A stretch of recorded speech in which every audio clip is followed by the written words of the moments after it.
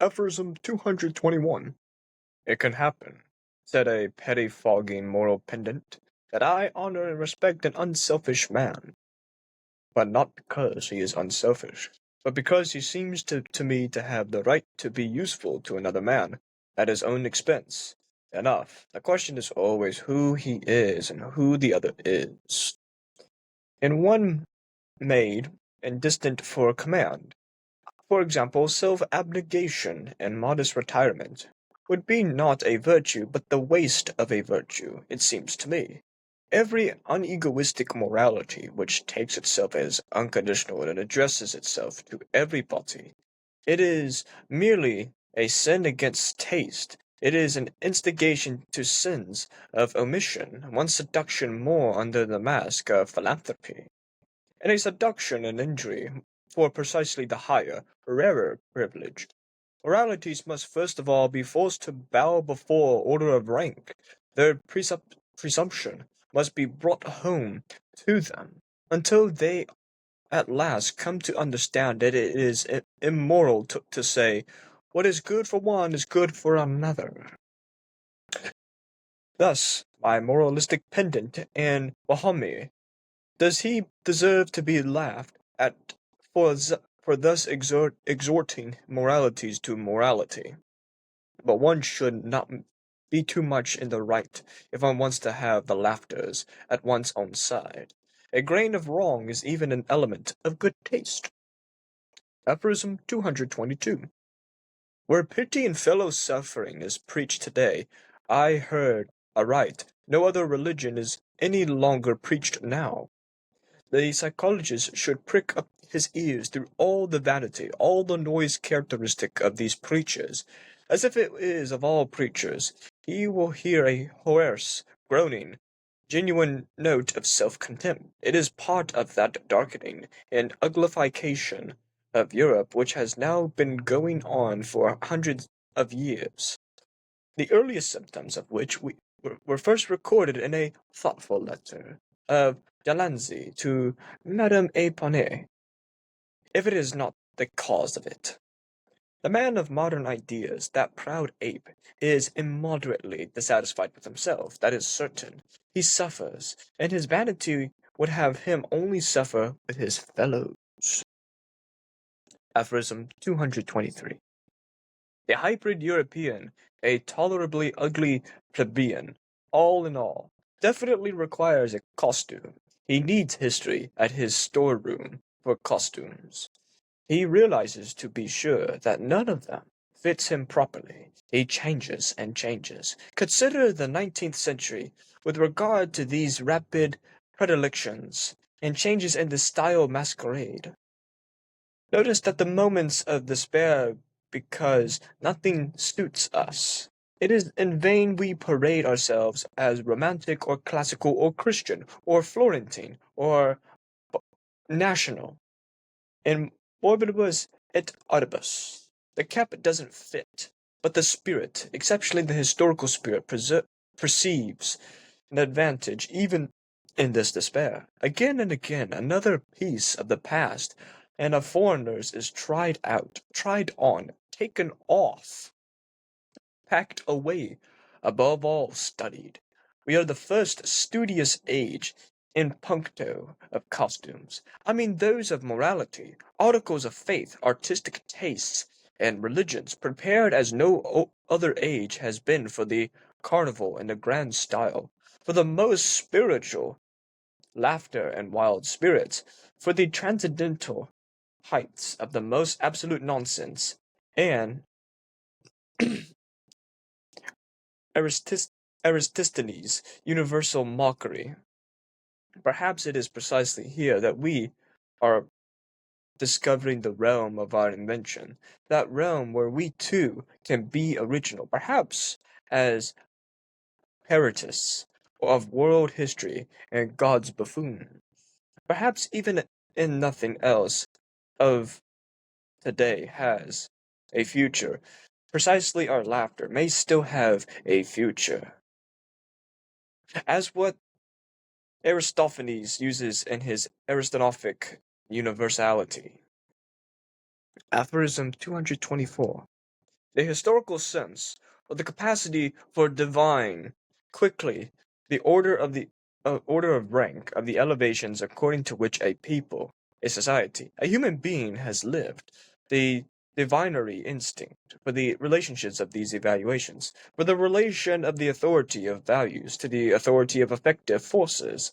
This historical sense, to which we Europeans lay claim as our speciality, has come to us in the wake of the mind and fascinating semi-barbarism, into which Europe has been plunged through the democratic mingling of classes and races. Only the 19th century knows this sense as its sixth sense. The past of every form and mode of life of cultures that formerly lay close beside, on, and or on top of one another, streams into our modern souls. Thanks to these mingling, our instincts now run back in all directions. We ourselves are a kind of chaos.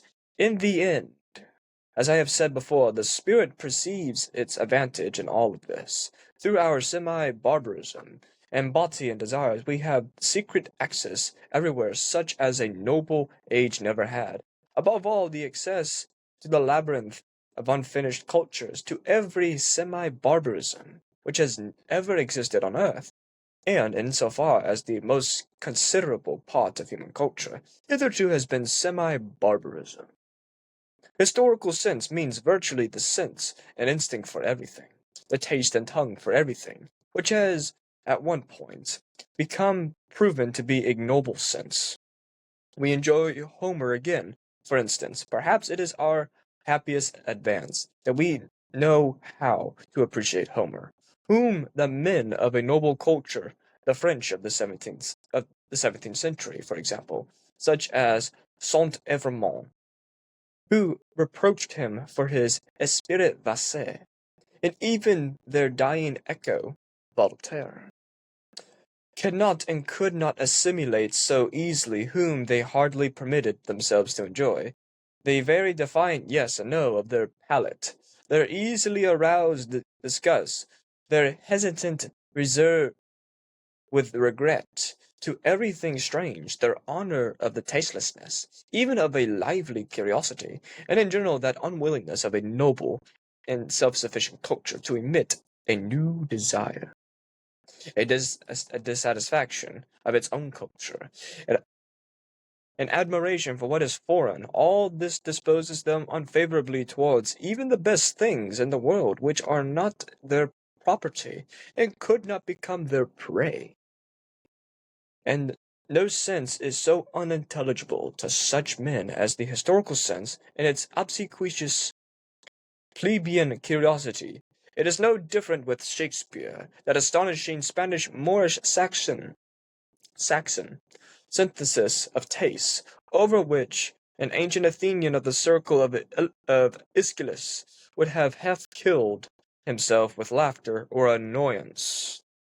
But we accept precisely this confusion of colors, this melody of the most delicate coarseness, and most artificial with the secret of confidence and cordiality. We enjoy them as an artistic refinement reserved precisely for us, and allow ourselves to be as little disturbed by the repellent fumes and the proximity of the English rabble in which Shakespeare's art and taste live as we do on the Naples, where we go our way enchanted and willing with our own senses alert.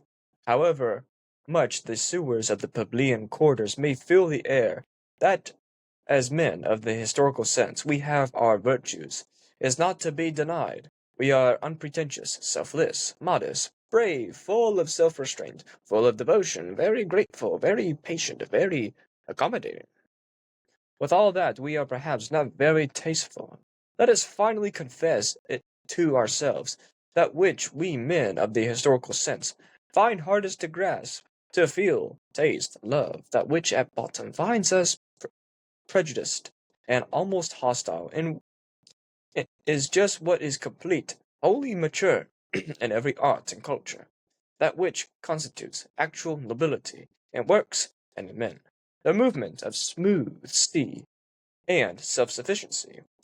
The goldness and coldness is displayed by all things which have become perfect. Perhaps our great virtue of the historical sense necessarily stands opposed to good taste, or to the very best taste at any rate. It is precisely the brief little pieces of good luck and transfiguration of human life that here and there come flashing up, which we find most difficult and laborsome to evoke in ourselves, whose miraculous moments, when a great power voluntarily halted before the boundless and immeasurable, when a superfluity of subtle delight and sudden constraint and petrification, and standing firm and fixing oneself, was enjoyed on a ground still trembling.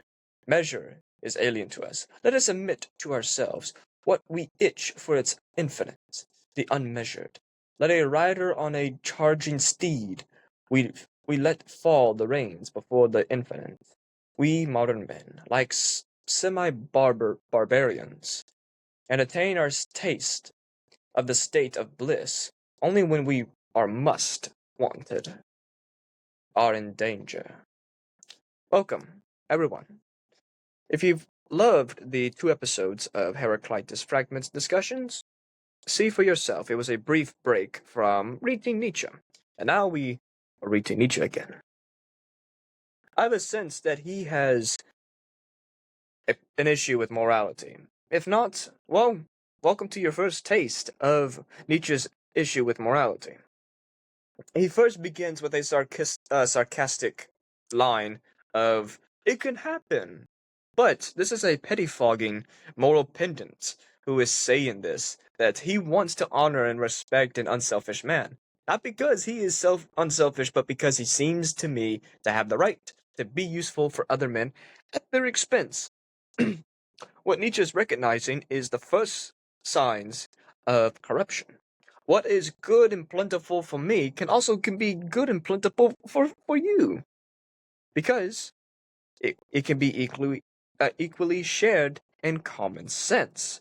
So we can use one another in a interdependent factor. Saying that implies the criticism to altruism, where one acts in a selfless sense, not in a authentic and curious selfless sense, but for self-indulgence of benefiting from others' deeds and actions as an advantage for themselves. So it's a selfish act to say. He just said, "Oh, enough with this." The question is always who he is and who the other is, and one made and destined for command. For example, self-abnegation and modest retirement would be not a virtue but the waste of a virtue. It seems so to me. Finishing that quote. This is where Nietzsche distinguishes biologically, morally, and physiologically from material, social conditions of one was destined to command, while the other was destined to self-abnegate in a form of submission, or be commanded. He continues, as I said earlier, every egoistic morality which takes itself as unconditional and addresses itself to everybody is not merely a sin against taste, it is an investigation. No, not investigation. Instigation to sins of omission, one seduction more under the mask of philanthropy. Now, philanthropy, as simplified and emphasized as I can describe, is a form of selfless donating work in the form of, well, money, or merchandise, or advertisement. He's associating this as a mask to instigate, propagate, and seduce individuals in a guilt manner. This guilt manner is reworded as sin in the eyes of Nietzsche. While at the same time, this is renamed, or this euphemism of sin is used as guilt, because moral guilt is inculcated in the society. It develops from the collective to repress the impulses, which are mediated through factors of thoughts, which become physiological products. Basically, what I'm saying is guilt is inside the every morality that proclaims themselves as unegoistic, but they're egoistic nonetheless. And Nietzsche still has the issue. He continues forward in a seduction, an injury for precisely the higher, rarer, and the true privileged. We've discussed this true privileged individual in part 2, The Free Spirits. I'd recommend you watch part 2. It's a great series. Every series is great with Nietzsche. Moralities must first of all be forced to bow before order of rank. Again, with the order of rank. Their presumption must be brought home to them until they are at last come to understand that it is immoral to say what is good for one is also good for all, or for everyone, for another, aka a form of unconscious virtues acting in a organic sense. What am I saying? It's how I was saying earlier of guilt being inculcated in society. It's the same with equality. Either a passive or active, and this active form is assertive at times, while involving violence. But isn't society repressing the passion and thought of violence and war? But that's a topic for another time. You answered that question.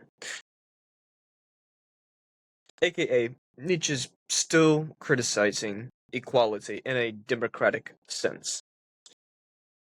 To continue, thus my moralistic pendant and the French word of good-natured man, does he deserve to be laughed at for thus exhorting moralities to morality? But one should not be so much in the right if one wants to have the laughter of one's own side. A grain of wrong is even an element of good taste. AKA, why humiliate this man or this individual with their moralities and implementing this morality upon others? Why laugh at them? They simply laugh at their their monstrous, famished, and unused body, which they say that there's a soul inside, but that soul itself is famished, monstrous, and unused because the body is. But nonetheless, they're innocent of their senses. Why? It's how you distinguish one another, aka that order of rank, both on a moral virtue sense too.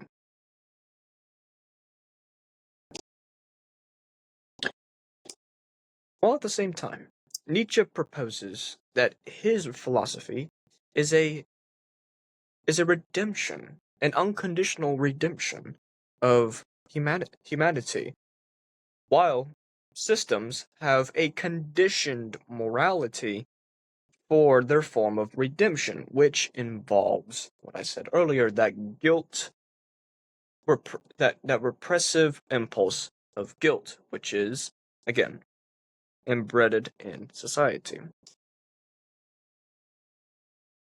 Repress the impulses through the mediation of thought, because the voice of conscience is the voice of society, determining what is good and what is evil.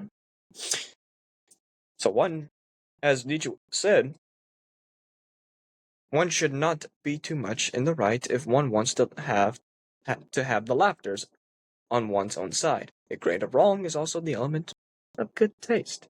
If you're naturally flawed, you're naturally flawed. That itself, as Nietzsche said, is good taste. But he's not, as I'll warn you, he's not advocating what we're describing in this aphorism, nor in the next one of pity and fellow suffering. It is preached today and heard aright. No other religion is any longer preached now. The psychologist should prick up his ears through all the vanity, all the noise characteristic of these preachers, as if all the preachers were in one room.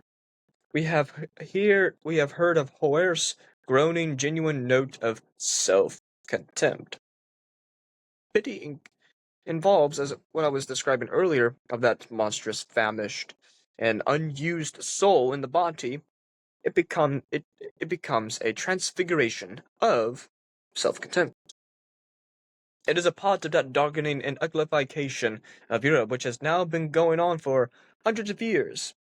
He's writing in Europe, but we can translate that to the international scale of that this darkening and uglification of the world through this pity and fellow suffering preaching.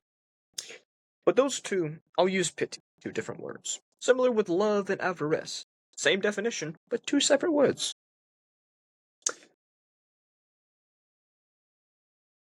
And for hundreds of years, and he says this was first documented to a letter to Madame Eponine as the earliest symptoms.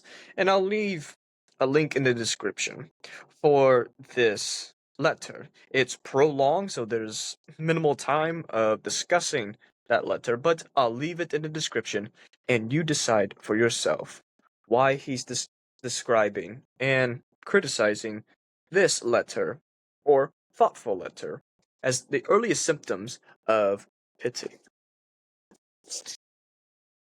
The man of modern ideas, that proud ape, is immoderately dissatisfied with himself, that is certain. He suffers, and his vanity would have him only suffer with his fellows. Again, that implication of, if you're going down with me, if I'm going down, you're going down with me. And that briskly concludes the first two aphorisms that we're speaking of today.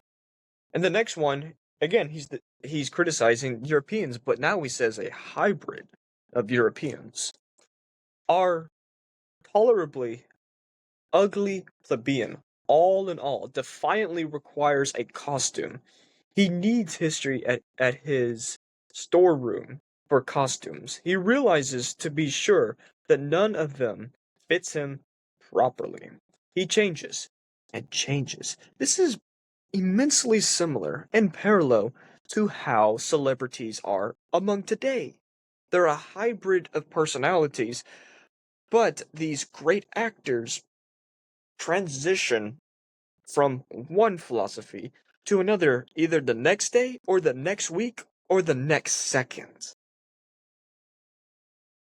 Consider the 19th century with regard to these rapid predilections and changes in the style masquerade, aka, oh, I'm going to wear this mask today, I'm going to wear this other mask today, I'm going to wear this one today, I'm going to wear this other one tomorrow. And he was observing this from his time, the late stages of Romanticism, of a now unified Second Reich Germany. Notice too the moments of despair, because nothing suits us. It is in vain we parade ourselves as romantic, or classical, or Christian, or Florentine, or national, in morbidibus et arbitibus. That's a Latin. I have the Latin translation. This is I have the Italian translation. Never mind. This is Latin for in morals and arts, but it's a multifaceted translation. So I use the Italian, as I said. So now it's in among the morals and arts to be classical, Christian, Florentine, national, and romantic. He says that this does not fit the cap, but the spirit, this historical spirit, perceives an advantage even in this despair. Again and again, another piece of the past and of foreignness is tired out, tired on, taken off, packed away, above all, studied. We are the first studious age in puncto of customs, I mean those of morality, articles of faith, artistic tastes. and religions, prepared as no other age has been for the carnival and the great style, for the most spiritual laughter and wild spirits, for the transcendental heights of the most absolute nonsense, and astrophon- astrophonic universal morality, or mockery. What is he arriving at? Well, how did we transition from, as he would observe, laughter and wild spirits, spiritual laughter and wild spirits, to a transcendental heights of nonsense and astrophonic universal mockery? Astrophanes is a Greek tragedian. Later, in the next aphorism, he'll speak of Aeschylus, the grandfather of Greek tragedy. But now we're occupied with 223. He's including the historical spirit, maybe a criticism of Hegel. It's in a state of despair. As we've previously discussed, this form of despair is unto death. But sickness unto death involves despair. This involves despair. So we digress. This despairing spirit in the transformation through history is again and again another piece of foreign exhaustion, foreign extracting of the mask and packing off or storing away, aka a form of study that we wear something first and we distort it to the degree of now it becomes absolute and objective truth on a collective scale to facilitate society. That involves unconscious lies and intellectual dishonesty. This form of costumes is why we are involved in the first studious age, or as Nietzsche would say, his first studious age. Now we're what, entering the fourth or fifth studious age with technology, AI, GPT? What he's discussing here is both the monumental, Aquarian, and critical history that he describes in a work that I don't remember now, but it's inside his earlier work, but before The Joyful Science, where individuals are bombarded and obsessed with documenting history vividly to leave a reputation in this world, while they simply die off and say, I've done all that I could, time to go off to the next.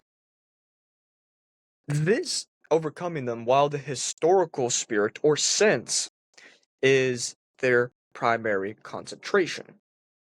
So, aka, they're afraid to be irrational, to be faulty, to be human and natural. He continues forward that the morality, articles of faith, artistic tastes, and religions prepare us for no other age as this grand carnival, this grand astrophonic, universal mockery. For the discover from this invention and discovery, the realm that we're to can be still original, perhaps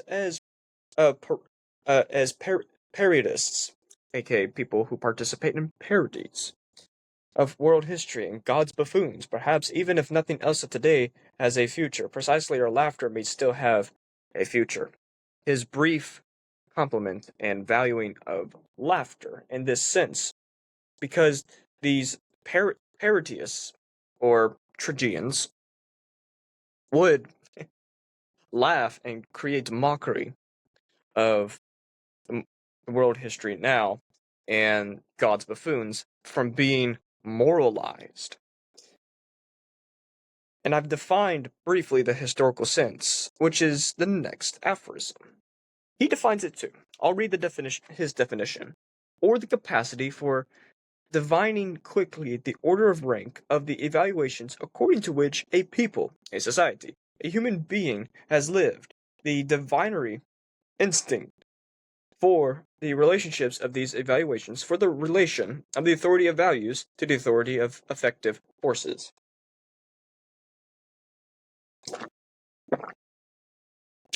AKA democratic idiosyncrasy, who doesn't desire rule due to their ineptitude and aptitude of adapting to second-class reactivity and neglecting the sense of power. We've defined power previously. Nietzschean power. And now he's describing the relation of authority values and authority of effective forces. Now we've described the historical sense. He includes the mad and fascinating semi-barbarism into which Europe has been plunged through democratic mingling of classes and races. Only the 19th century knows this sense as its sixth sense. He's discussed previously involuntarily merging while exiting that merging as barbaric, violent, warmongering because of how unfamiliar and drastic the two cultures are. In the same work too. I think the previous part he did. But now he says that every form and mode of life of cultures have laid formally close beside or on top of one another. Streams of modern ideas. Thanks to these mingling of our instincts now run back in all directions. Ourselves are a kind of chaos. In the end, as I have said, this spirit perceives its advantage in all of this. This spirit, aka, you could translate it as the mind, or in this sense, the person who liberates themselves uses the environment as advantageous, aka the chaos, to differentiate itself on a psychological, material, societal, and moral scale, including the physiology, which involves the semi-barbarism in body and desires. We have secret access everywhere, such as noble age, or any noble age to describe, has since ever had this, above all to the access of a labyrinth or maze of unfinished cultures, and to every semi-barbarism which has ever existed on Earth. And insofar as the most considerable part of human culture hitherto has been semi-barbarism, historical sense, seems virtually the sense of the instinct for everything, the taste and tongue for everything, which at once proves it to be ignoble sense. As I said, it's a democratic idiosyncrasy due to how this semi-barbarism, aka this chaotic, or to quote him, this running back in all directions, ourselves are in a kind of chaos from modern ideas or souls combating one another on simpleton arguments, measuring one another, saying, I know what to do, you don't know what to do. I am right, you are wrong. You preach what's wrong. You believe in a God which is wrong. I don't believe in one, so that means I am good. And Nietzsche would think, oh, you semi-barbaric person, with your historical sense, means virtually the sense and instinct for everything, aka downgrading it to an equal means, to some unequal ends. Hence why he said it's ignoble sense, not in the form of equality, but how they capitalized upon one another because of their vulnerable states. Now we inject literature in the form of Homer, Aeschylus, and Shakespeare, including Voltaire and Saint-Evremont. But he says that Homer again, for instance, perhaps is our happiest advance that we know how to appreciate him. Even the man of the old noble cultures did. While at the same time, the French 17th century man himself, Esprit vaste, or Italian for vast spirit of Sant Evremond, who reproached him for that same vast spirit, and even their dying echo of Voltaire, again with Voltaire, cannot and could not assimilate so easily, whom they hardly permitted themselves to enjoy. A very defiant yes, and a very defiant no at their palate. Their easily aroused disgust, their hesitant reserve with regard to everything strange, their honor of the tastelessness, even of living with curiosity, and in general that unwillingness of noble and self-sufficient culture to emit a new desire, because they're dissatisfied with their personal culture that they commit thievery upon all other cultures to tolerate the pain of not establishing their personal one. That's what he's arriving at. It's this unwillingness of a noble and self-sufficiency. So that this administrative nihilism, who adapts to external circumstances with zero sense of what power relations occur, become unintelligible through through being that they conquer foreign administrations so that it doesn't become their property from their form of prey. And some people will be puzzled of why I'm speaking of this. It's it's it's practically committing thievery on a historical, cultural, conditional, and moral scale, aka plagiarism.